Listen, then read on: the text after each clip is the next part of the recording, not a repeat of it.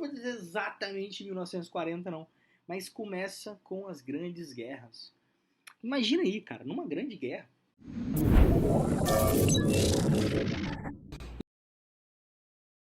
você tem um número absurdo de pacientes vítimas de projetis de arma de fogo. Imagina a quantidade de choque que você atendia num hospital de campanha, por exemplo.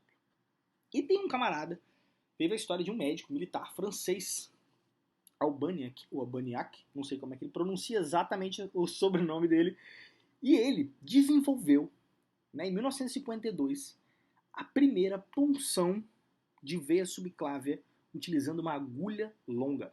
Olha que loucura. Então imagina esse médico militar atendendo os pacientes vítimas de tiro de fuzil. O paciente chegava praticamente exsanguinado, perdia 1,5 litro, 2 litros de sangue.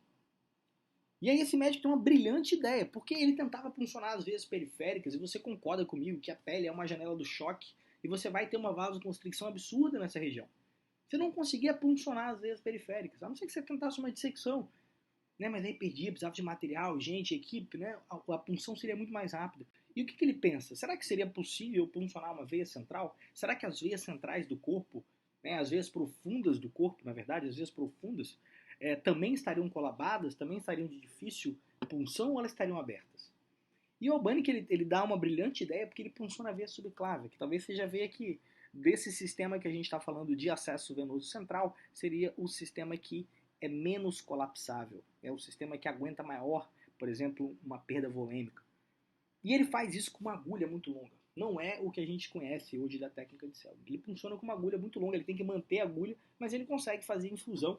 E isso classicamente vira, vamos dizer, primeiro relato de uma punção profunda.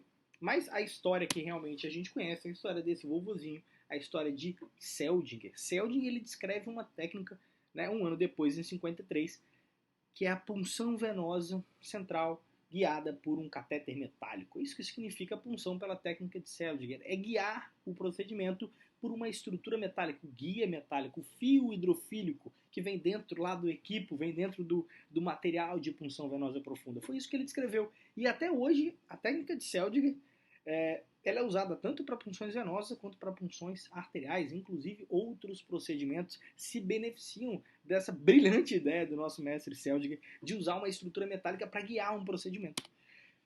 E, cara, e se falando de punção venosa central, a gente pode lembrar aí, por exemplo, das suas indicações pensando na própria história da evolução dos acessos, né? A gente tem a história da guerra, a história do paciente chocado que precisava de fazer volume, precisava de fazer medicação. Logo depois, você descobre uma grande utilidade desses acessos, que seria medidas de pressão venosa central, que é essa estrutura com uma reguinha aí.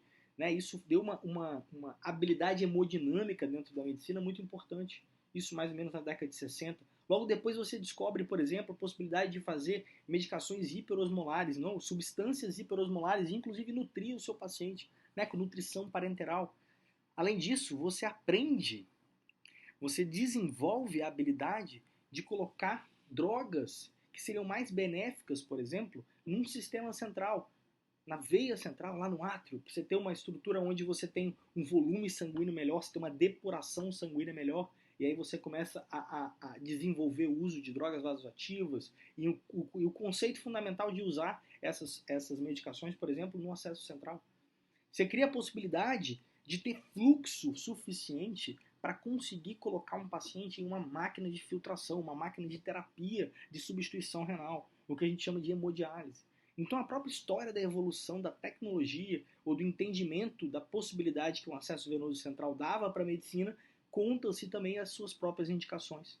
Então, classicamente, a gente está falando de administração de medicação, administração de droga vasoativa, nutrição parenteral, terapia oncológica, terapia de substituição renal e por aí vai. O que eu quero lembrar a vocês aqui é a diferença entre a indicação do acesso venoso central, que poderia não necessariamente estar ligado à passagem do catéter venoso central. Se vocês concordam comigo.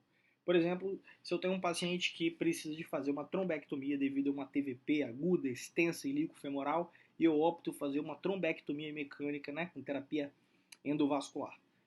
de certa maneira, eu vou ter que fazer uma punção venosa nesse paciente. Uma punção, por exemplo, da veia femoral contralateral, uma punção retrógrada, para poder subir pelo sistema e fazer uma trombectomia contralateral.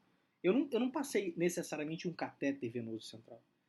Se eu precisasse fazer a passagem de um filtro de veia cava, imagina aí uma paciente que está em terapia de anticoagulação, está em uso de dose plena de enoxaparina e mesmo assim a paciente faz um episódio de trombose venosa profunda. Nesses casos, é indicação mandatória de passagem de um filtro de veia cava. E o filtro de veia cava é passado sim por uma punção da veia femoral.